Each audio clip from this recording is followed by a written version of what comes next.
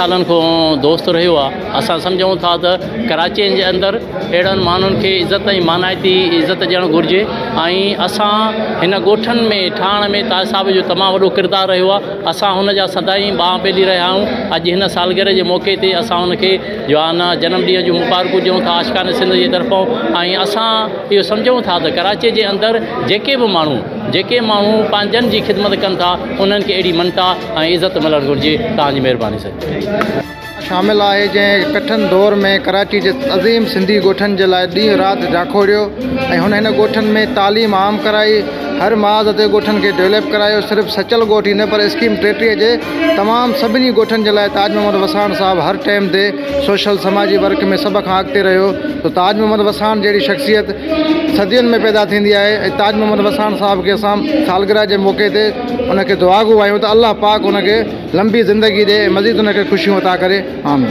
वसाण साहब पंहिंजो मट पाणा ऐं ताज वसाण हिकु बिल्कुलु सिंधी दोस्त ऐं इंसान दोस्त बल्कि पाकिस्तान दोस्त शख़्सियत है। हमेशा हुन जेका भी जाखोड़ कई आहे ईअं सम्झो त हीउ सचल जो ॻोठ जेको आहे उहो आउं सम्झां थो हिन कराची जे शहर में जेके उहे कुवतूं आहिनि उन्हनि खे जीअं उन्हनि लाइ हिकिड़ो वॾो क़िलो हिकिड़ो साबित थियो आहे ऐं हमेशह हर महाज़ ते हिते सचल ॻोठ पंहिंजो किरदारु अदा कयो आहे। जॾहिं बि सिंध धरती खे विराइण जी ॻाल्हि कई वई आहे, सिंधी माण्हुनि खे अक़लियत में तब्दील करण जी कोशिशि कई वई आहे त ताज वसाण साहब जी शख़्सियत हमेशह अॻियां थी बीठी आहे ऐं पोइ हुन सां गॾु हज़ारे दोस्त हुन सां गॾु बीही करे ऐं जेका बि अमली जदोजहद थी आहे हुन में ताज वसाण जो अहम किरदारु रहियो आहे। इंशाअल्लाह ताला अॻिते भी ताज वसाण की क़यादत में हमेशा दोस्त गॾु हूंदा। सिंध के ठेकेदार बने फिरते हैं, वो उन्होंने अपनी औकात और अपनी हैसियत बता दी। जो सिंध दुश्मनी पर उतरे उन्होंने भी अपनी हैसियत बता दी। और पाकिस्तान पीपल्स पार्टी जो हमेशा सिंध के हुकूक के तहफ़्फ़ुज़ के लिए लड़ती रहती है, वो जमात अगर कोई है तो वो पाकिस्तान पीपल्स पार्टी और चेयरमैन बिलावल भुट्टो जरदारी ने बहुत सख्त स्टांस लिए हैं इसके ऊपर।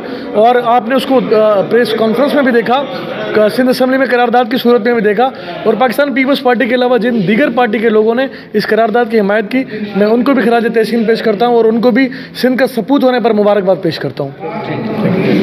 मेंबर सिंध काउंसिल जो हालिया 2018 के इलेक्शन में सूबाई असम्बली के कैंडिडेट भी थे इस सूबाई हल्के से, उनकी सालगिरह का दिन मनाया जा रहा है। और पूरा पीएस में जो पाकिस्तान पीपल्स पार्टी के वर्कर हैं बहुत बड़ी तादाद में उनको मुबारकबाद देने के लिए यहाँ आए हैं। तो यकीनन पहले और यहाँ ये नाजिम भी रहे हैं, तो अवामी नुमाइंदा हैं, अवाम के बीच में रहते हैं, इसलिए आज अवाम की बहुत बड़ी तादाद उनकी सालगिरह को सेलिब्रेशन करने के लिए यहाँ मौजूद है। ये इस बात की निशानदेही करती है कि ताज मोहम्मद वसाण साहब जो हैं एक बहुत अच्छे पॉलिटिकल वर्कर हैं, समाजी रहनुमा हैं। और समाज के ये लोग जो आज यहाँ उनको मुबारकबाद देने हैं तो उसकी वजह यही है कि वो लोगों के दिलों में रहते हैं। अच्छा, क्या कहेंगे जज़ीरों के हवाले से? आवाम की खिदमत कंदड़ एक अहिड़ो हॾॾोखी आहे जेको सभिनी जे लाइ प्यार रखे थो, सभिनी जो दर्द रखे थो। ऐं अॼोको ही प्रोग्राम जंहिंमें खेसि ख़राज पेश कयो पियो वञे, जंहिंमें खेसि इज़त ऐं महानता ॾिनी पई वञे, इहो इन ॻाल्हि जी शाहिदी थो ॾिए त हुन अवाम जी बेलोस ख़िदमत कई आहे। ऐं अॼु जेके हिते मुख़्तलिफ़ मकतब फ़िक्र जा दोस्त गॾु थिया आहिनि, मुख़्तलिफ़ पार्टियुनि जा, उहे समाजी हुजनि, सियासी हुजनि, अदबी हुजनि या इल्मी के तंज़ीमूं हुजनि, उन्हनि सभिनी जा दोस्त गॾिजी करे जेको ताज साहब खे ट्रिब्यूट ॾियनि पिया, इहो इन ॻाल्हि जी गवाही आहे त हुन अवाम जी बेलोस ख़िदमत कई आहे। हुन पंहिंजो निंडूं फिटाए, पंहिंजो आराम फिटाए अवाम जी ख़िदमत कई आहे ऐं अॼु खेसि हू सभई सलाम पेश करण आया आहिनि। महिरबानी। अवामी लीडर आहे सचल ॻोठ जे हवाले सां, ऐं ख़ासि तौर असां त हुनखे पंहिंजो सिंध ग्रेजुएट जे हवाले सां हुन जूं ख़िदमतूं आहिनि। हिते जेको स्कूल हले थो पियो उन में हुन जूं स्पेशल ख़िदमतूं आहिनि, उन में वॾो हुन कमु कयो आहे, जंहिंजे करे सचल ॻोठ जो जेको बचो आहे उहो हुनखे सुञाणे थो। त अॼु जेका हुनखे हिते मञता ॾिनी वई आहे उन सां असांखे दिली ख़ुशी थी आहे त अहिड़नि माण्हुनि खे जेके अवाम जे लाइ, माण्हुनि जे लाइ जेको कमु कनि था, उन्हनि खे जॾहिं कोई मञता मिले थी त दिली सुकून मिले थो। समाजी अॻवान आहे मुंहिंजी हुन सां रफ़ाक़त तमामु पुराणी आहे। तक़रीबन 85-86 जी ॻाल्हि आहे त मां इबरत अख़बार में नौकिरी कंदो हुउसि। कंहिं दोस्त जे तवसत सां साईं सां मुलाक़ात थी ऐं मां हैदराबाद में हूंदो हुउसि। वरी जॾहिं हेॾे कराची शिफ्ट थियुसि त साईं सां हिकिड़ो वेझो तालुक़ु पैदा थियो। हुन शख़्स में जेका पंहिंजे माण्हुनि लाइ मुहबत, पंहिंजे आबादियुनि जी ख़िदमत करण जो जज़्बो हो, जुस्तजू हुई ऐं हुन मुस्तक़िल मिज़ाजीअ सां जेको कमु कयो आहे पंहिंजे मारूड़नि जे लाइ, पंहिंजे सिंधी ॻोठनि जे लाइ, उहो क़ाबिल तहसीन आहे। पंहिंजी जेका सालगिरह मल्हाई हुई आहे, पर सालगिरह जे लिहाज़ सां तव्हांखे ख़बर आहे त हीउ हिकिड़ो मेड़ाको समाजी जे बजाए सियासी मेड़ाको बि थी वियो आहे, जंहिंमें हर क़ौमनि जा माण्हू हिते अची गॾु थिया आहिनि। उहे इन करे थिया आहिनि त पीपल्स पार्टी वारनि कमु कयो आहे, तंहिंजे करे कंहिं बि माण्हू हिते ज़ात पात जी ख़बर न आहे, सभु क़ौम हिते गॾु थियूं आहिनि। रोड रस्ता सां पीपल्स पार्टी ठाहिराया आहिनि।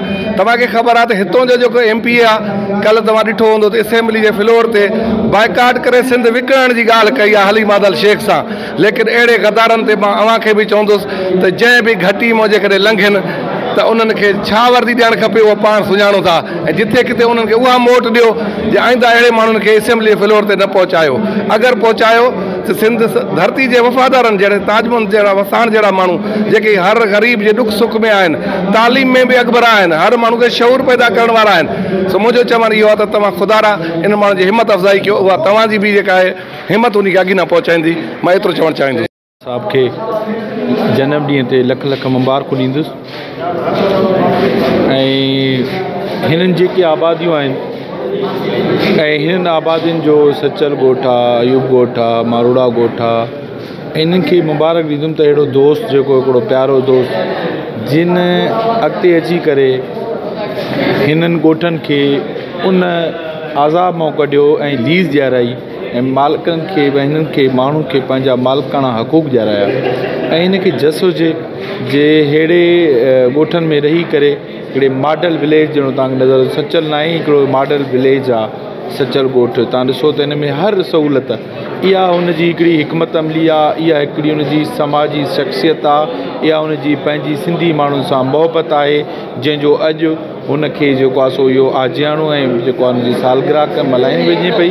ऐं असां सभु दोस्त मिली करे पंहिंजे अहिड़नि दोस्तनि खे असां पंहिंजो सालगिरहूं या मुबारकबाद ॾियूं ऐं हिनजी हिमत अफ़ज़ाई कयूं ताकी अॻिते अहिड़ा दोस्त असांजा अची सघनि।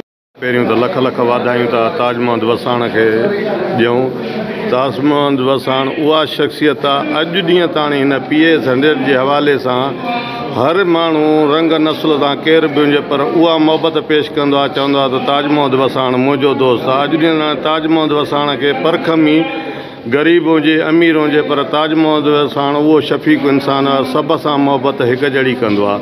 ऐं हिन असांजे आबादियुनि जे लाइ जे हक़ीक़त जेतिरी तारीफ़ ताज महमद वसाण जी कयूं एतिरी घटि आहे। ऐं हीअ पूरे इलाइक़े जा माण्हुनि सां ताज महमद वसाण जो उहो रिश्तो जुड़ियल आहे जीअं हिकु फैमिलीअ जो हिकु जेको आहे त नंढे वॾे पीउ जे भाउ जे रिश्ते में। ऐं ताज महमद वसाण जी शख़्सियत कंहिं बि जेको आहे त तारीफ़ जी मोहताज न आहे। ताज महमद वसाण हमेशह दिलनि में सभिनी जे में रहंदो आहे। अस्सलाम वालेकुम। 56 सालगिरह आहे ऐं 56 ॾाढी ख़ुशी जी ॻाल्हि आहे जो ताज महमद वसाण साहिबु हिकु सोशल वर्कर समाजी ऐं पाकिस्तान पीपल्स पार्टी जो जियालो बि आहे ऐं सुठो वर्कर बि आहे। साईं जूं ख़िदमतूं सचल ॻोठ में काफ़ी आहिनि, काफ़ी हुन जूं सियासी समाजी ख़िदमतूं बि आहिनि। अॼु संदसि सालगिरह ते मौक़े ते असां हुनखे साईं खे मुबारकबाद था ॾियूं ऐं असां दुआगू आहियूं त अल्लाह साईं हुनखे ज़िंदगी ॾे ऐं ख़िदमतूं जेके आहिनि सचल ॻोठ में उहे यकीन आहे त अॻिते बि ख़िदमतूं कंदो रहंदो। ऐं सचल ॻोठ जा स्कूल, सचल ॻोठ रोड, सेवेज लेनूं हुजनि या समाजी ख़िदमत में ताज महमद वसाण साहिबु एॾो सचल ॻोठ में वॾो किरदारु आहे ऐं असां वॾा ख़ुशनसीब आहियूं की ताज महमद वसाण साहिब जा शख़्सियतूं सचल ॻोठ में मौजूदु आहिनि। हिकु इंसानु आहे उहो पंहिंजे दोस्तनि खे गॾु खणी हलण वारो माण्हू आहे। उनजो सचल ॻोठ जेको असांजो सिंधियुनि जो पुराणो ॻोठ क़दीमी ॻोठ आहे उन में सभ खां घणो किरदारु ताज महमद वसाण साहिब जो हुयो, जंहिंखां पोइ ॿिया ॻोठ ठहिया। उन करे ताज महमद वसाण साहिबु उन जेकी सियासत आहे उहा सियासत बि सभु दोस्तनि सां गॾु आहे। दोस्तनि खां सवाइ ताज महमद साहिबु हलंदो कोन्हे, सभिनी जे कमु ईंदो आहे। ॾुख सुख में अगरि उन का प्रॉब्लम कंहिं माण्हू खे आहे, को मसइलो मसाइल आहे पंहिंजे ॻोठनि लाइ, रोडनि लाइ, ॿियनि शयुनि लाइ, जिथे किथे ताज महमद वसाण साहिबु हूंदो आहे। असां कोशिशि कईसीं त हेॾे अज़ीम शख़्सियत खे का भेटा पेश कजे त पोइ उन लाइ दोस्तनि सभिनी ताउन कयो, असां कोशिशि कईसीं ऐं प्रोग्राम तव्हांजे साम्हूं आहे। तव्हां सभु साफ़ी दोस्त आहियो, तव्हां सभिनी महिरबानी। तव्हां ॾिठो प्रोग्राम केॾो माशाल्लाह ज़बरदस्त हली रहियो आहे, थी रहियो आहे। इनशाला अॻिते बि कोशिशि कंदासीं। जेके दोस्त पंहिंजे सिंध लाइ कमु कनि था, ॻोठनि लाइ कमु कनि था, पंहिंजी सियासत कनि था, उन लाइ इनशाला असां कोशिशि कंदासीं उनखे भरपूर मोट ॾियण जी कोशिशि। मां सम्झां थो त उन्हनि हिकिड़ो हुननि फ़र्ज़ु सम्झी ऐं जेको आहे सो मुंहिंजे जनम ॾींहं जे हवाले सां हीउ मिड़ाको कयो आहे। ऐं मां सम्झां थो त दोस्तनि जेको इहा प्रोग्राम कयो आहे इन हवाले सां कयो आहे। ऐं मुंहिंजो जेको हिसे जो कमु हुयो उहो मां सदाईं कंदो रहियो आहियां ऐं उन्हनि खे इहो महसूसु थियो आहे त तॾहिं जेको आहे सो अॼु असांजी सालगिरह जे ॾींहं जे हवाले सां हिते अॼु दोस्तनि मिड़ाको कोठायो ऐं मां उन्हनि दोस्तनि जो तमामु घणो शुक्रियो अदा थो कयां। पर मां इहो तव्हांखे ॿुधाईंदो हलां त मुंहिंजो हर माण्हूअ जे लाइ इहो मैसेज आहे, उहो ख़्वाह समाजी कम में जेको समाजी लेवल सां कमु कंदड़ हुजे, सियासी लेवल ते कमु कंदड़ हुजे, उहो पंहिंजे हिसे जो कमु करे। मां सम्झां थो जेकॾहिं हर माण्हू हिकिड़ो फ़र्ज़ु सम्झी, ज़िम्मेवारी सम्झी ऐं पंहिंजे हिसे जो कमु करे त मसइला जेके आहिनि सो हल थी सघनि था। हिते थिए ईअं थो असांजे हिन मुआशिरे में, असांजे हिन मुल्क में, असांजे हिन ख़िते में, ख़ासि करे वरी असांजे हिन इलाइक़नि में त माण्हू पंहिंजे हिसे जो कमु नथो करे। उन हिसे जे कमु करण जे न करण जे करे पोइ मसइला जेके आहिनि सो वधनि था, जंहिंजे करे जेको आहे सो हिते डेवलपमेंट जा मसइला, हिते अमन अमान जा मसइला, हिते तालीम जा मसइला, सिहत जा मसइला बिल्कुलु थियनि था बहिराड़ियुनि में। ऐं कराची जा ख़ासि करे हीअ जेके असांजा ॻोठ आहिनि, जंहिंमें ख़ुशूसनि सचल ॻोठ ऐं असांजे सराउंडिंग में जेके बि ॻोठ आहिनि, अंदरूनी जेके ॻोठ आहिनि उन्हनि में काफ़ी मसइला आहिनि, तालीम जा, सिहत जा, डेवलपमेंट जीअं रोड, सफ़ाइयूं, उन्हनि खे जेको आहे सो आख़िरकार केरु इहो जेको आहे सो कमु कंदो। मां सम्झां थो हर माण्हू उन में पंहिंजो फ़र्ज़ु निभाए ऐं पंहिंजे हिसे जो कमु करे त हीअ मसइला न रहनि।